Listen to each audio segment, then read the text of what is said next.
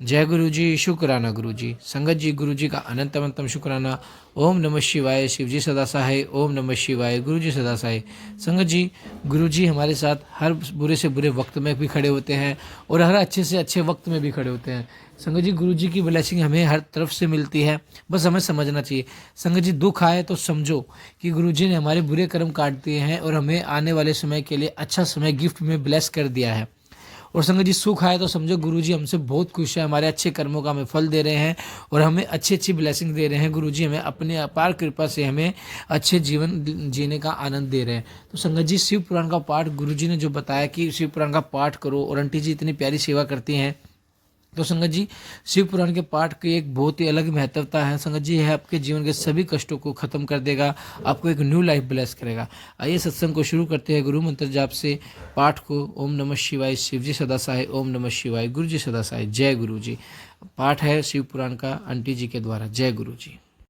एकमात्र पावन करता है शरणागत रक्षक। यदि आपके एकमात्र पावक पवित्र करने वाली एवं दाहिका शक्ति ना रहे तो मरने वालों को मोक्ष प्रदान कौन करे। हे जगदांत आत्मन, आप ही समस्त प्राणियों के भीतर वैश्वानर नामक पावक अग्नि रूप है और उन्हें पग पग पर शांति प्रदान करने वाले आपको नमस्कार है। पानी रूप परमेश जगत पवित्र चित्रम विचित्र सुचित्रम करोसि नून विश्वम पवित्र ममलम किर विश्वनाथ पानिन्य गहनाथ एतदो न तस्मि। हे जल रूप है परमेश, हे जगत पवित्र, आप निश्चय ही विचित्र उत्तम चरित्र करने वाले हैं। हे विश्वनाथ, आप सब अमल पानीय रूप हैं, अवगाहन मात्र से विश्व को पवित्र करने वाला है, अतः आपको नमस्कार करता हूँ। आकाश रूपी भयंतर वकाश दाना स्विक स्वमहेश्वर विषमते त्वतः सदा सदे संस्कृति स्वभात संकोचमेति भवतस्मि न तस्मात्। विश्व भरात्मक विभर्षि विभोत्र विश्वम को विश्वनाथ भवतस्यंत अस्मति।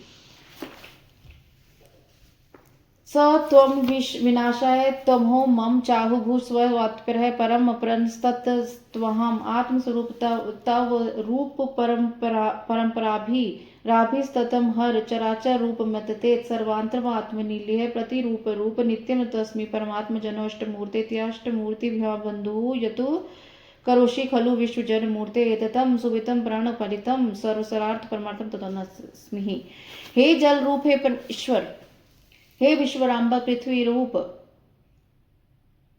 यह संसार बाह्य और एवं भीतर से अवकाश देने के कारण विकसित है। हे दया में आप किसे यह संसार स्वभावतः सदा विश्वास लेता है और आपसे यह संकोच को प्राप्त होता है, अतः आपको प्रणाम करता हूँ। विश्वराम्बा पृथ्वी रूप है विभो, आप ही जगत का भरण पालन पोषण करते हैं। विश्वनाथ, आपके अतिरिक्त दूसरा कौन अंधकार का विनाशक है। हे अविभूषण, में अज्ञान रूपी अंधकार को आप दूर करें। आप स्तवनीय पुरुषों में सबसे श्रेष्ठ है, अतः प्रातपर को मैं नमस्कार करता हूँ। आत्म स्वरूप है न हे हर, आपकी इन परंपराओं से यह सारा चराचर जगत विस्तार को प्राप्त हुआ है। आपकी अंतरात्मा में निवास करने वाले हे प्रतिरूप है अष्टमूर्ते, मैं भी आपका जन हूँ और आपको नित्य नमस्कार करता हूँ। हे दीन बंधो, हे विश्व जन्मूर्ते, हे प्रणत प्रणीत क्षणागत रक्षक के सर्वार्थ सार्थ परमार्थ, आप इन अष्ट मूर्तियों से युक्त हैं और यह विस्तृत जगत आपसे व्याप्त है, अतः मैं आपको प्रणाम करता हूँ। स्नात कुमार बोले, भार्गव ने इस प्रकार अष्ट मूर्ति स्तुति के 8 श्लोकों से शिव जी की स्तुति कर भूमि में सिर झुकाकर उनको बार बार प्रणाम किया।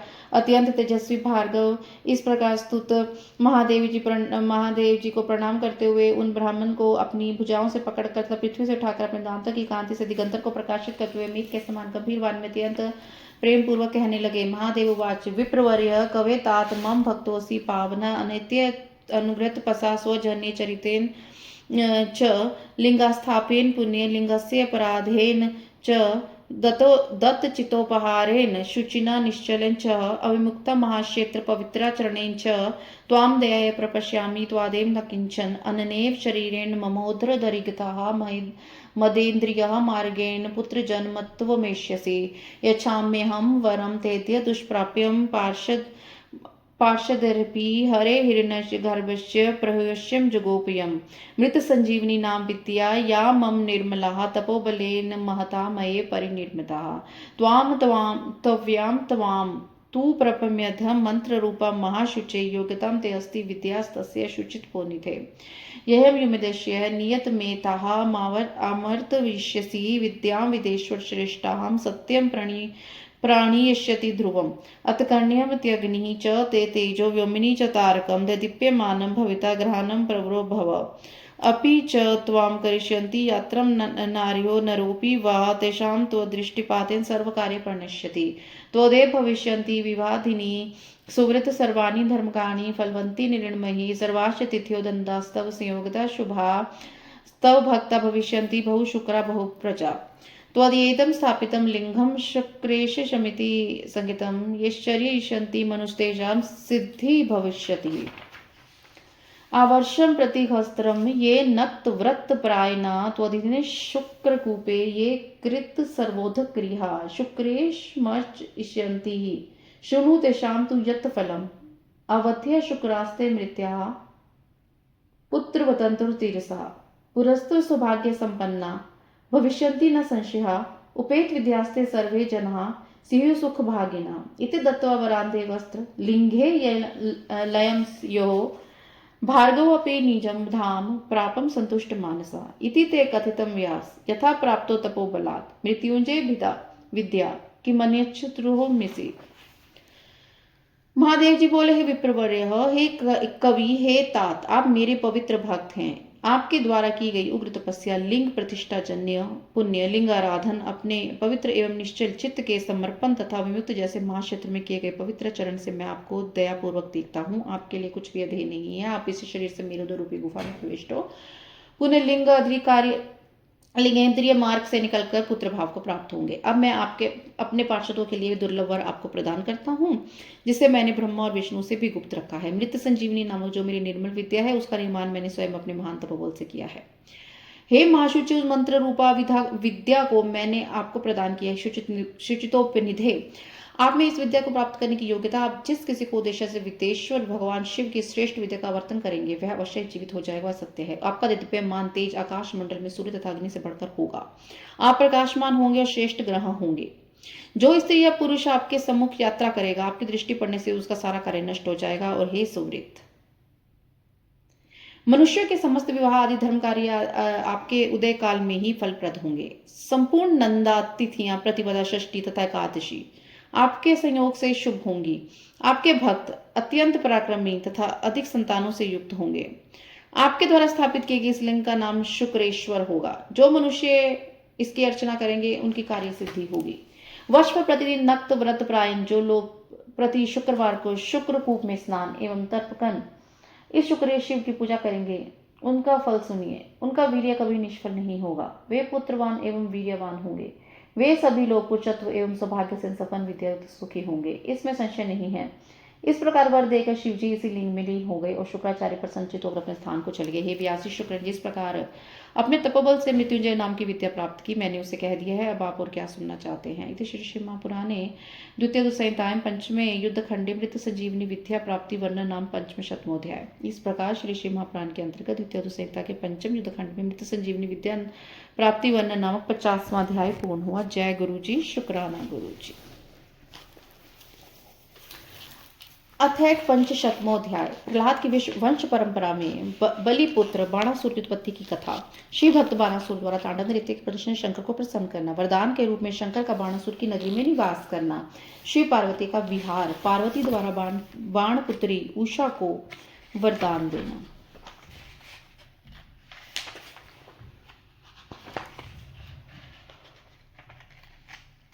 व्यास उवाच स्नत्कुमार सर्वज्ञ श्रावितः सुकथादूतः भवतानुग्रत प्रीत्या शंभव अनुग्रह निर्भरा।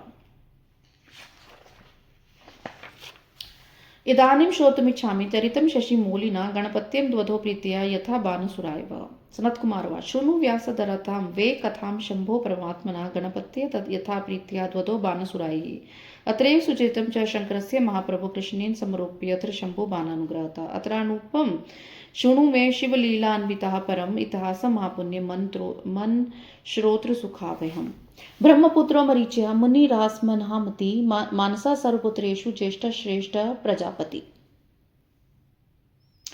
तस्य पुत्रो महामत्स्य कश्यपो मुनिसतं सृष्टि प्रविद्ध कयन्तं पितुः भक्तो विद्रपि। तस्य त्रयोदशमिता दक्ष कन्या सुशीलिका कश्यपस्य मुनिव्यास पत्न्याश्च संपतिव्रतः।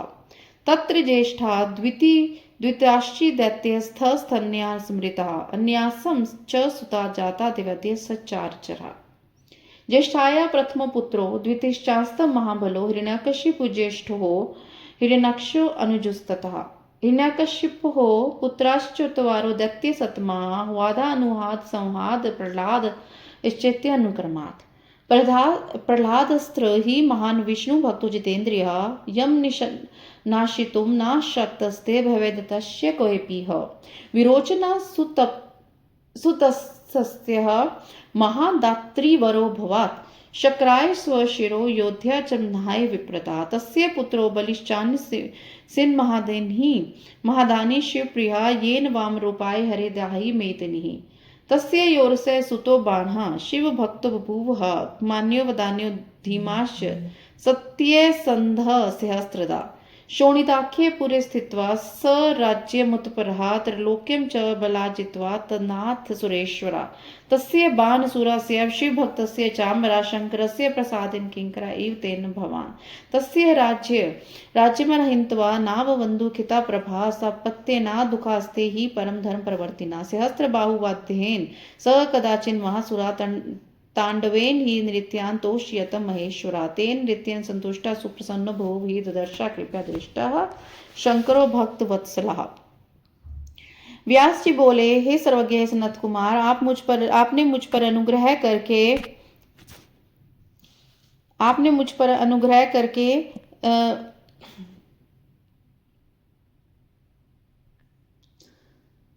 परम प्रीति से शिव के अनुग्रह से परिपूर्ण यह अत्यंत अद्भुत कथा सुनाई है।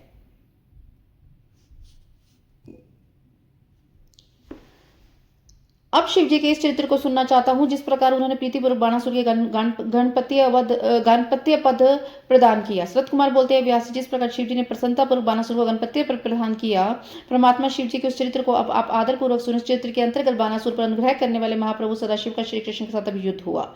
अब शिव की लीला से युक्त मन तथा कान को सुख देने वाले महापुण्यदायक इतिहास को पूर्व काल में ब्रह्मा जी के मानस पुत्र मरीचि नामक प्रजापति हुए, जो उनके सभी पुत्रों में ज्येष्ठ श्रेष्ठ महाबुद्धिमान मुनि थे।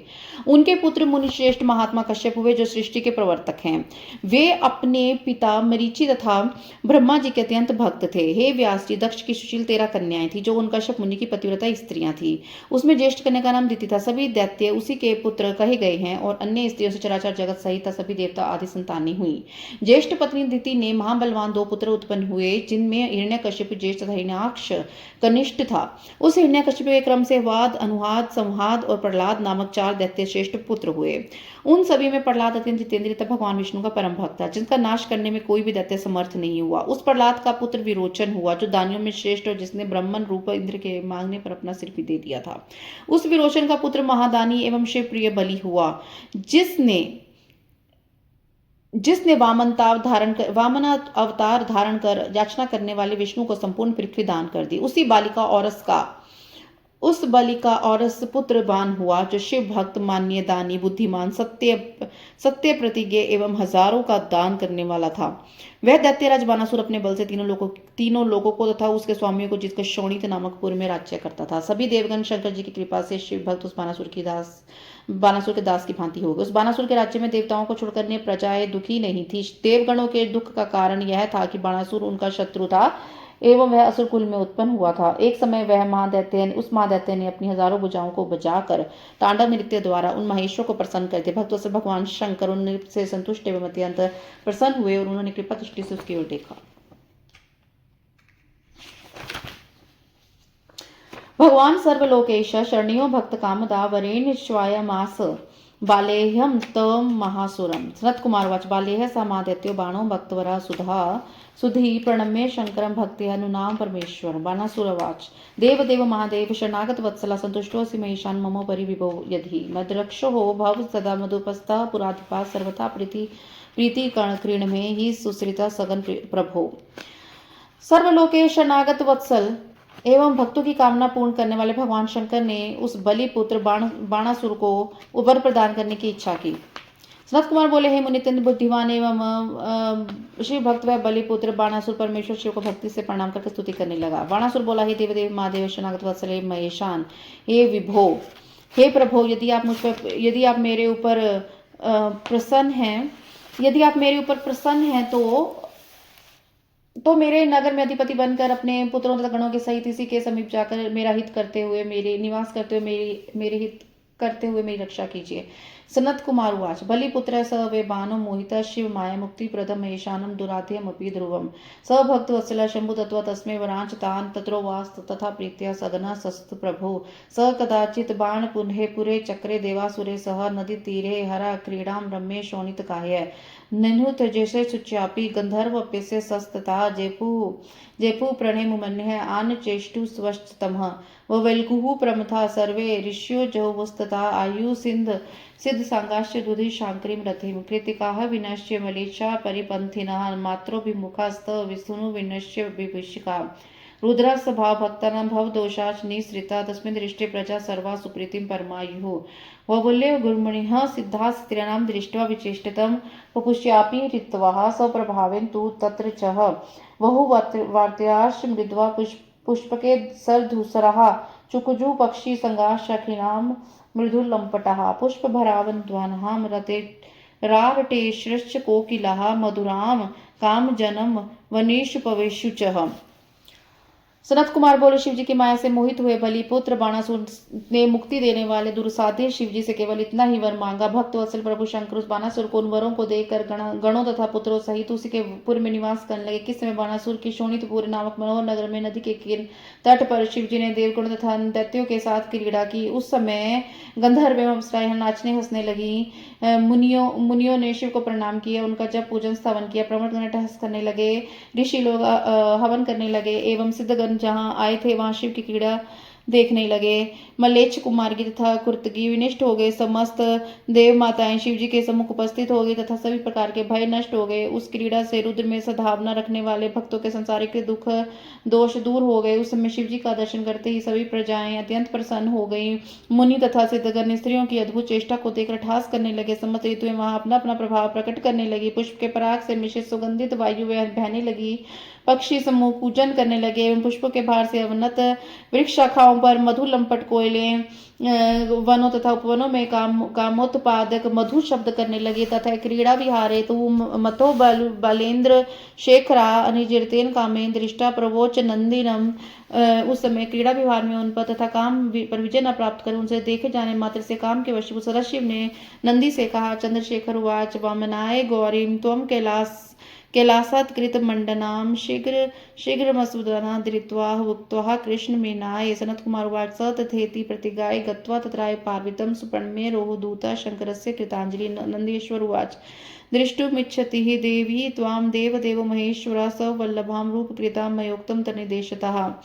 चंद्रशेखर बोले, हे नंदिन, तुम शीघ्र ही इस वन में कैलाश जाकर मेरा संदेश कहकर श्रृंगार से युक्त गौरी को यहाँ लेकर आओ। सनत कुमार बोले, ऐसा ही करूंगा। इस प्रकार की प्रतिज्ञा पाकर वहां जाकर शंकर के दूत नंदी ने हाथ जोड़कर एकांत में पार्वती से कहा। नंदेश्वर बोलते हैं, हे देवी देव महादेव महेश्वर श्रृंगार से युक्त अपनी भार्या को देखना चाहते हैं। मैं उनके देश से ऐसा कहा है।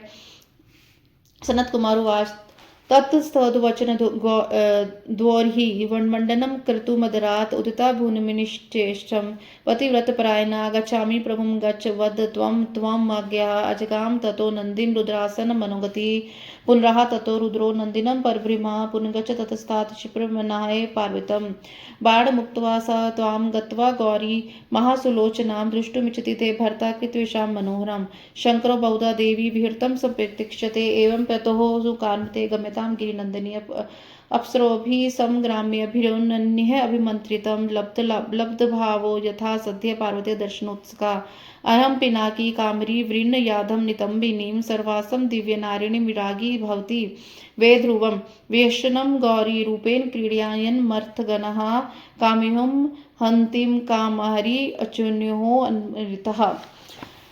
नंदी को अकेली सनत कुमार बोले, हे मुनिश्रेष्ठ, इसके बाद वचन को सुनकर पतिव्रत धर्मपरायण भगवती पार्वती अपनी बड़ी प्रसन्नता अपना श्रृंगार करने लगी और नंदी से बोली, तुम मेरी आज्ञा से शीघ्र शिव जी के पास जाओ और उनसे कहो कि मैं अभी आ रही हूँ। यह सुनकर मन की गति के साथ चलने वाले नंदेश्वर महादेव के पास चले गए। नंदी को अकेले आए देखकर शिवजी ने नंदी से पुनः कहा, हे ता, तुम पुनः जाओ और पार्वती को शीघ्र लिवा आओ। तब नंदी ने बहुत अच्छा कहकर वहां जाकर मनोहर नेत्र वाली गौरी से कहा, आपके पति श्रृंगार की हुई अब मनोरमा को देखना चाहते हैं। देव विहार की उत्कंठा से वे उत्सुकता पूर्वक आपकी प्रतीक्षा कर रहे हैं। अतः हे गिरि नंदिनी, आप अपने पति के पास शीघ्र चले। पार्वती के आने में देर देखकर समग्र अप्सराओं ने परस्पर मिलकर विचार कि शिव जी पार्वती को देखना चाहते हैं। शीघ्र ही इस अवस्था में वे जिस स्त्री का वर्णन करेंगे वह स्त्री समस्त दिव्यों स्त्रियों की रानी होगी। इस प्रकार को काम शत्रु शिव को यह काम दुख दे रहा है, इसलिए हम पार्वती का रूप धारण करें। कदाचित हमें पार्वती के रूप में देकर मनमत गणों सहित हमारे साथ क्रीड़ा करें। वे आदरपूर्वक आपस में ऐसा विचार करने लगी।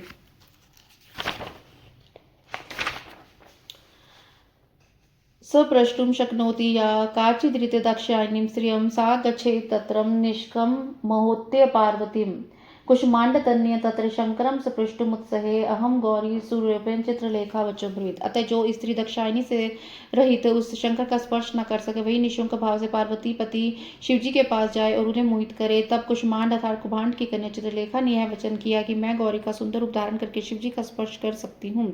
चित्रलेखोवाच यद धन मोहिनी रूपम केशव मोहनीच्छः पुरा त्वदर्शनं योगमाश्रित्य परमार्थतः उवर्ष्याश्च ततो दृष्ट्वा रूपस्य परिवर्तनं काली रूपं घृताचि तु विश्वाचि चाण्डिकं वपु सावित्री रूपं रंभा च गायत्रं मेनका तथा सजन्ये जय रूपं वैज्यं पूज्यकं स्तदी मातृणः मयुक्ताः नामयुक्ताश्च चपो सरोवराः यत्नाद्रूपाणि ताश्चक्रुः स्वविद्यासंयुता अनु तत्स्थासां तु रूपाणि दृष्ट्वा कुभाण्ड नंदिनी वैष्णवाध्यात् यगोच विज्ञार्ताः व्यण्डभयत् उषा बाणसुर सता दिव्य योग विशारदा चकार रूपं पार्वती दिव्यम अत्यद्भुतं शुभम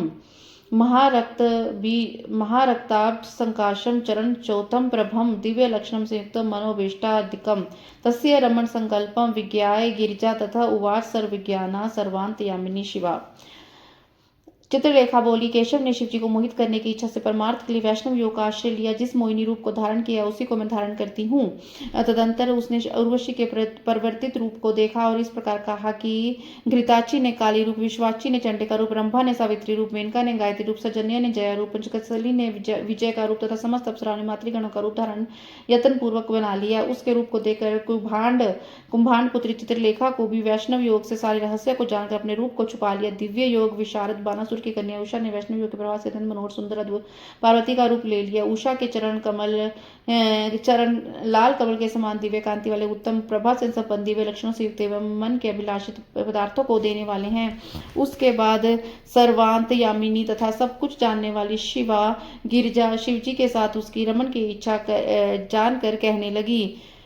गिरिजोवाच यतो मम स्वरूपम वैधृतमुषे सखी तवया स कामत्वेन समहे संप्राप्ते सति मानिनीहि अस्मिस्तु कार्तिके मासी ऋतु धर्मास्तु माधवे द्वादशम शुक्ल पक्षे तु यस्तु घोरे निशागमे कृतोपवासम त्वां भोक्तां सुप्ता मंत्रपुरे नरहा स ते भृता कृतो देवस्थान सार्धम रमिष्यसि अभाल्याद् विष्णु भक्तसि यतो निशमन्द्रिता एवं मितस्तुतिः सा प्रामांसा लज्जिताननः अथ सा पार्वती देवी कृत करोतु कमण्डनः रुद्रसन्निधिम् आगत्य चिक्रीडे तेन शम्भुना ततो रतान्ते भगवान् रुद्राश्च दर्शनम् ययो सधारम सघनश्चापि सहितो देवात्मने। गिरजा बोली, हे सखी उषे, हे मानिनी, तुमने समय प्राप्त कर सकाम भाव से मेरा रूप धारण किया है, अतः तुम इसी कार्तिक मास में ऋतु धर्मनी हो जाओगी। वैशाख मास के शुक्ल पक्ष की द्वादश तिथि को घोर अर्धरात्रि में उपवास पूर्वक अंतपुर में सोई हुई अवस्था में तुमसे जो कोई पुरुष आकर रमन करेगा, देवगणों ने उसी को तुम्हारा पति नियुक्त किया है, उसी के साथ तुम रमन करोगी, क्योंकि तुम बाल्यावस्था से आलस्य रहित होकर सर्वदा विष्णु भक्ति में खोए रहने वाली हो। तब ऐसा ही हो, इस प्रकार उषा ने मन में कहा। वह लज्जित हो गई। इसके बाद श्रृंगार से युक्त होकर रुद्र के सामने आकर वे देवी पार्वती उन शंभु के साथ क्रीड़ा करने लगी।